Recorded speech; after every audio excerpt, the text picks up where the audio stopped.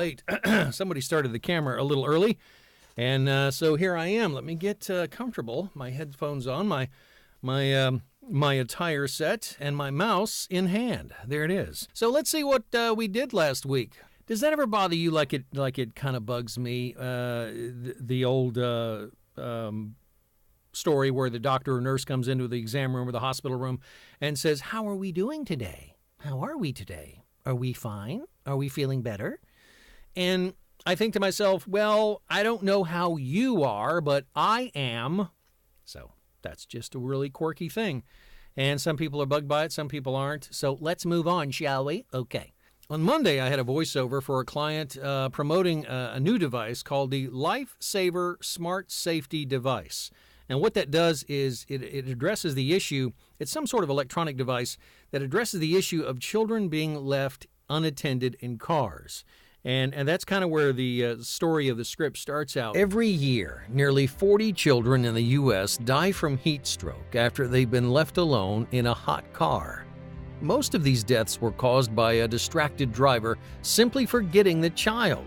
The child, secured in a safety seat, can't escape the heat and is trapped. During summer, about 2 kids a week die from heat exposure in a hot car. Monday afternoon, I produced 2 more videos from the 15-story library for Bible Pathway Adventures, stories I had done way back around 2014 or so. I don't remember exactly when it was, but it was way back. The Witch of Endor and the story of Esther, the chosen bride. Then, remembering Mordecai, he sighed. Yet none of this means anything as long as that man is still alive. Haman's wife had a nasty idea. Why don't you build a wooden structure? She said. Tomorrow, ask the king for permission to hang Mordecai on it. Then you can go to the banquet and be happy. Haman rubbed his hands together. What a good idea! On Tuesday, looks like I had to send a client a character voice style, much in line with the original Mission Impossible shows, the ones with Peter Graves and a cast of characters. Fantastic show. And of course, all the episodes began with the announcer voice on the cool little mini reel-to-reel recorder that the guy would pull out of the envelope and see the instructions or pictures, and he'd push play, of course, on this little recorder, and the voice would instruct them on that particular week's episode's mission. Impossible, but they always managed to do it, so Mission Possible just wasn't as cool. I ended up watching probably 6 or 7 YouTube videos of various clips from the show, even though he only sent me one and I kind of got the feel for it. It was very stiff. It was very like this. Mr. So-and-so, this is your mission, should you choose to accept it. It was very monotone like this. It was very direct. It was very radio broadcaster announcer style. So I knew this style, but I got kind of wrapped up in watching the YouTube videos. So, that was kind of a waste of 28 minutes when I could have just watched the 1-2 minute. But it was a nice departure, and it took me back nostalgically to watching the original show when I was a wee lad. Later on that morning, I did a Southern character voice. Now, the producer sent me just bits and pieces of these lines and had me do various Southern voices, trying to be conversational. And so I sent them multiple versions. Some very much like this here. Some a little bit more high-pitched like this, a little more conversational, a little faster talking like this. And then some a little bit more highbrow up like this here. Here. That truck driver swore he saw the thing on the bridge right before it collapsed. I'm not saying that necessarily caused it, but it's got to be connected in some way, right? Was it trying to warn us? Later on Tuesday, I was contacted by a Russian client that I'd done some gaming work for in the past, probably about 6 or 8 months ago, and they said they had a new what they call entertainment game. Essentially, it's like a slot machine of sorts, and they had updated the technology on this particular gaming system, and they were looking to try to update the video, so I was able to do that for them again. Originally, it's funny, they had requested a Southern American voice, not realizing that Southern American was kind of like this here. And what they really wanted was a kind of conversational announcer read, just general North American. So sometimes it's a matter of asking an extra question or two and saying, are you sure you want this, before delivering something you assume they want? Because honestly, because I work with clients all over the world, outside of the United States and, say, Canada and some parts of Europe, it is imperative that you ask those questions, those confirming questions where it may not be clear. It may be clear to you. You may be assuming something based on your reference point, but honestly, you've got to be sensitive in your communication style and in your confirming and clarification. That's what I was looking for, clarification, to make sure you're on the same page as they are. So you may receive a script that is well written and has been sent to you, and it doesn't need any proofing. But at the same time, they may be asking for a style of read that just doesn't quite jive with what the content is. So sending a quick sample and giving an alternative is what I will do a lot of times. I'll send them a couple of delivery styles, very conversational, easy, casual read, and then I may do something a little more dramatic and more, if it's a marketing script or it leans on the commercial side, more intense and more expressive and more Casey Kasem or something like that. I don't know where that came from. But more commercial sounding. So, and then they have an alternative, and then they're like, oh, no, we want this. So you kind of know. And when they tell you somewhere in between, now on Tuesday afternoon, I had some e-learning to do for one of my favorite all-time clients. This here company right here. Can you see that okay? EWN out of Texas. Energy World Net. Man, I love working with these guys. They send me quite a bit of work during the course of a month with lots of safety training projects, and I just like working with the folks. It's a good team out there in Texas. So I need to take my hat off now, but I just wanted to show you guys that I did get some awesome stuff. They sent me a cool box that had a hat and a shirt. They also gave me this cool little guy here. And you can call him like a stress ball or a happy face or whatever, or, kind of an egg. Crazy the resemblance. His complexion's a little better. But I will keep this little guy close and handy in case, I need to vent a little bit, although I do not get stressed. I do get irritated sometimes when there is large machinery outside my studio, and I'm trying to record. And, the crazy thing is the city does not check with me before they do road construction or utility upgrades, or I don't understand it. So what else did I do Tuesday? I went grocery shopping, and I got a brand new can opener. Huh? So, open those cans so you can put those veggies in the stew. I don't know why. I just thought you might like to know the other stuff that I do during the course of the week.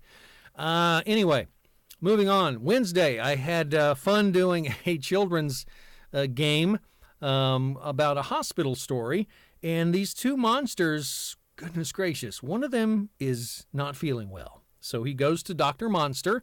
I thought it might be a little more original, but Dr. Monster's his actual name. I think it's Fluffy and Chewy are the two monster friends, and one of them has a fever, and one of them, he's not feeling well, so he goes. And so my job was to be the monster voices and be the doctor voice and be the monster voice. And so I would do those back and forth and also be the narrator to kind of guide the kids through and to cue them when to do certain things. So that was the hospital story I did. Later that afternoon on Wednesday, I had fun and got kind of macho feeling and needed to go run around a while because I got to do a New England sports today podcast intro with crazy rockin' music and totally got into the vibe. And this was all about Boston area teams. Welcome to the New England Sports Today podcast, your one-stop shop for all things Boston sports. We've got your coverage of the Red Sox, the Patriots, the Celtics, the Bruins, and more. This is one fan's take on our favorite teams, our favorite city, and the stars that make us sit on the edge of our seats. Now let's go. Here's your host, the one, the only, the man with a last name that's wicked hard to say, Logan Gators Jacobatus. Wednesday did the last official session for the Blue Unicorns' Journey to Ozum. So I wrapped up that audiobook this past week.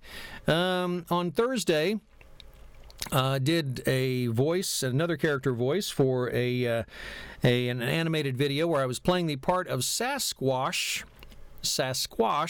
based on Sasquatch, Bigfoot. Apparently, I was some sort of large truck.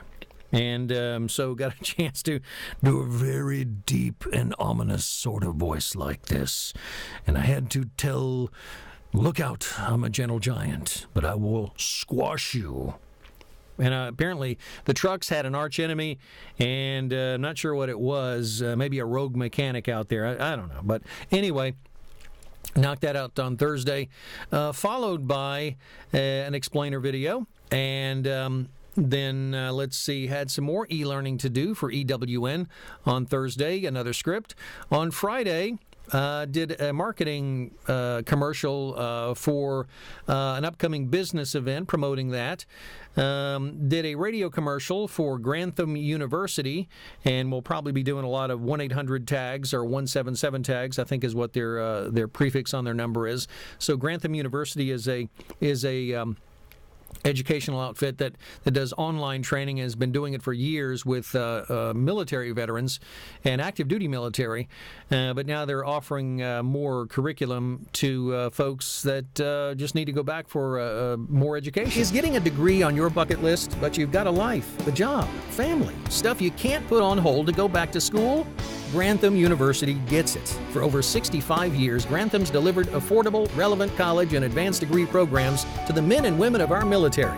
So let's see, did another Bible Pathway Adventures video later on Friday, Saved by a Donkey. I think I did this story a couple of years ago, and I went back and listened.